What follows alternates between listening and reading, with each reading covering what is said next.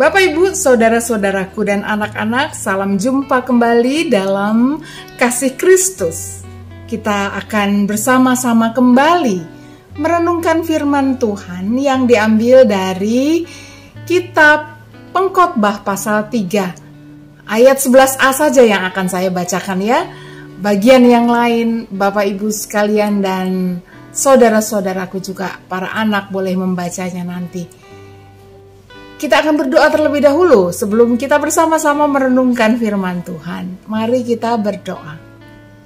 Ya Bapa yang baik, sumber kasih, karunia, dan damai sejahtera dalam kehidupan kami bersyukur karena Engkau memberikan kepada kami hikmat dan pengertian untuk melihat berbagai macam keindahan dan kebaikan Tuhan dalam kehidupan kami. Hari ini ya Bapa, kembali firman-Mu kiranya meneguhkan dan menguatkan kami untuk hidup dalam damai sejahtera Tuhan. Dan dengan itu kami boleh selalu memancarkan dan membawa kebaikan dan damai sejahtera Tuhan juga di setiap waktu dan kesempatan yang Tuhan beri. Terima kasih ya Bapa, bersamalah dengan kami, berfirmanlah. Di dalam nama Putra-Mu Yesus Kristus kami berdoa. Amin. Firman Tuhan dari Pengkhotbah 3 ayat 11a berbunyi demikian. Ia membuat segala sesuatu indah pada waktunya. Bahkan ia membuat kekekalan di hati mereka. Demikian firman Tuhan. Bapak Ibu, bagian firman Tuhan ini kita tahu adalah sebuah bacaan firman Tuhan yang membuat kita diminta untuk menghargai waktu dan kesempatan. Sekaranglah waktunya. Bapak Ibu, saya punya seekor anjing kecil Anabul Baget. Ia adalah seekor Anabul Chihuahua keluarga kami. Warna bulunya coklat, saudara-saudara. Ketika baru datang, badannya kurus, agak panjang. Dia seperti roti, makanya anak-anak saya menamainya Baget. Baget seperti roti, kata mereka. Baget adalah Anabul pemberian tetangga kami. Ketika suami saya sedang membawa Malo, Anabul Chihuahua yang lain, berjalan-jalan di seputar komplek, tetangga itu bertanya, apakah Malo punya teman, katanya. Karena memang Malo satu-satunya Anabul kami pada saat itu, Bapak Ibu. Lalu ia memberikan Baget pada kami untuk menjadi teman Malo, katanya. Sudah sekitar 5 bulan Baget bersama kami. Kami menyayangi kedua Anabul kami, terutama kedua anak saya, Glory dan Gracia. Tetapi hari ini, kejadian yang mengenaskan terjadi. Pagi-pagi sekali, Pak Satpam komplek mengetuk pintu pagar. Saya langsung ambil dompet karena biasanya ia hanya mengetuk pintu untuk menagih uang swadaya lingkungan. Ketika saya tiba di pagar, segera Pak Satpam malah berkata, "Bu, anjingnya mati," sambil menunjuk ke arah jalan di depan rumah. Saya terkejut lalu berteriak memanggil suami saya, "Papa!" Lalu segera keluar, menghampiri tubuh Baget yang telah terbujur, tak bernafas. Air mata sedikit keluar dari kedua bola mata saya ketika melihat kepala dan mulutnya berdarah.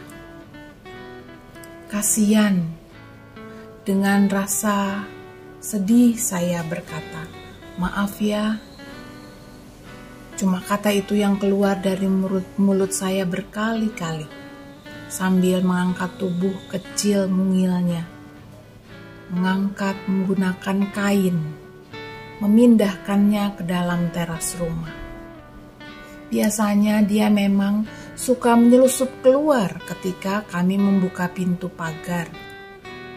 Sepertinya pagi itu kami tidak tahu kapan ia keluar sehingga ia lalu tertabrak motor pagi itu. Glory, anak saya yang besar, termangu ketika mengetahui hal ini. Gracia yang sedang duduk dengan seragamnya di depan laptop karena sedang sekolah, lalu menangis. Biasanya memang Gracia yang memanggil Baget masuk jika ia keluar pagar. Waktu kebersamaan kami dengan Baget ternyata hanya sebentar saja. Bapak, Ibu, saudara-saudaraku, sambil merasakan kehilangan Baget, saya jadi teringat firman Tuhan dari Pengkhotbah 3 ayat 11 tadi. Allah lah yang menguasai waktu dan kesempatan yang kita miliki dalam hidup ini. Allah lah yang menentukan waktu dan kesempatan.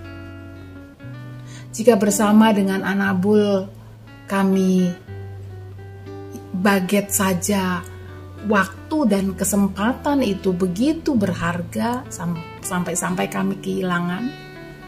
Apalagi saudara-saudaraku, Bapak Ibu sekalian, dan para anak dengan keluarga. Kebersamaan dengan keluarga dan kebersamaan dengan sesama. Allah lah yang memberi kesempatan bagi kita untuk bersama dengan setiap dan semua anggota keluarga kita, juga bersama dengan kita yang kini sebagai persekutuan di gereja kita. Marilah kita menggunakan waktu dan kesempatan bersama ini sebaik-baiknya dengan saling memberi kekuatan dan sukacita. Sekaranglah waktunya. Jika hari ini engkau sedang berada bersama dengan orang tuamu, sayangilah dia dan berbahagialah bersamanya. Jika engkau saat ini masih bersama dengan anak-anakmu, janganlah hal-hal kecil merampas sukacita dan bahagia di rumahmu bersama dengan anak-anakmu. Sayangilah anak-anakmu dan berbahagialah bersama mereka. Jika engkau masih memiliki istri dan suamimu, sayangilah dan pakailah waktu untuk saling membahagiakan. Jika kita masih memiliki persekutuan yang Tuhan karuniakan kepada kita, pakailah kesempatan itu untuk menunjukkan sukacita dan kebahagiaan bersama dalam melakukan tugas dan panggilan Tuhan di persekutuan yang membawa sukacita, dengan saling menguatkan, dengan saling mendukung dan memberikan berkat lewat talenta, waktu, dan berbagai pemberian lain. Kita akan menjadi umat yang melihat diri terpanggil membawa keindahan Allah yang hadir di dalam diri kita, daripada dikuasai oleh kekecewaan, kesedihan, dan dendam, daripada memberikan diri pada ketidakpedulian dan pemuasan diri sendiri saja. Lebih baik meminta hikmat dan bimbingan Allah untuk mensyukuri segala keindahan yang telah Ia berikan dalam diri kita. Bukan berarti kita tak boleh merasakan dan mengalami kesedihan, kekecewaan, dan kemarahan. Itu tidak mungkin. Namun, Bapak, Ibu, saudara-saudaraku, dan para anak, kiranya segala bentuk duka itu malah membuat kita sangat menghargai waktu dan kesempatan untuk mengalami keindahan dari Tuhan. Penghargaan inilah yang membuat kita dipenuhi oleh semangat dan usaha bahwa dalam segala duka kita, di sana ada Tuhan yang tidak membiarkan kita hanyut tenggelam. Tuhanlah yang memberikan kepada kita kekuatan dan hikmat untuk menemukan, mengalami, dan menikmati kembali indahnya kehidupan yang Tuhan masih sediakan di hadapan kita. Biarlah banyak orang yang melihat cahaya Tuhan lewat pancaran kekuatan Tuhan di mata, senyuman, dan kata yang ada keluar dari diri kita serta perbuatan kita. Itu menunjukkan bahwa itu juga mengatakan kepada mereka bahwa Tuhan mengasihi kita dan mereka yang menggunakan waktu dan kesempatan dari Dia untuk membawa keindahannya. Tuhan mengasihi saudara-saudara sekalian, Bapak, Ibu, dan para anak yang mendengarkan. Amin. Mari kita berdoa. Kami berdoa ya Bapa bagi saudara-saudara kami atau kami yang sedang mengalami duka cita. Ubahlah kami dan saudara-saudara kami agar kami mengalami kebaikan dan keindahan Tuhan. Kami berdoa untuk para orang tua yang sedang mengalami kekhawatiran dan tantangan untuk mendidik dan membesarkan anak-anak mereka.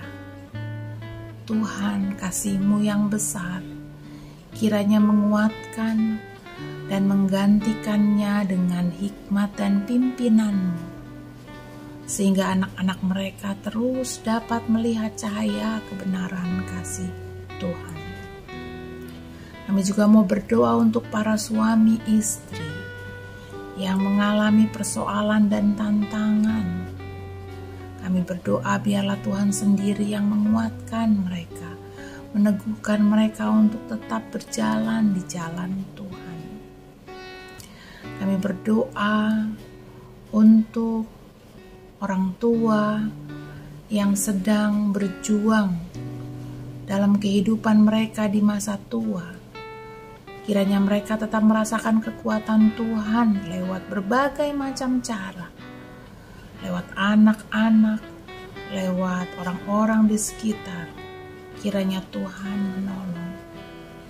Kami berdoa ya Bapa untuk anak-anak yang membutuhkan pengasuhan dan bimbingan. Kiranya Engkau juga yang terus memelihara mereka lewat kehadiran orang tua dan lewat orang-orang yang ada di sekitar mereka yang mengasihi mereka. Kami berdoa ya Bapa untuk saudara-saudara kami yang sedang sakit. Mohon pimpinan dan kekuatan serta kesembuhan yang dari Tuhan. Tabahkanlah dan kuatkanlah iman mereka ya Bapa, dan mereka kiranya boleh disembuhkan oleh kasih sayang Tuhan. Kami juga berdoa untuk para anggota keluarga yang merawat saudara mereka yang sedang sakit. Kiranya Tuhan menolong dan memberikan ketenangan dan kekuatan serta berkat-Mu. Ya Bapa, tolonglah. Kami berdoa biarlah kami semua boleh melihat kesempatan untuk mewartakan keindahan Tuhan dalam kehidupan kami.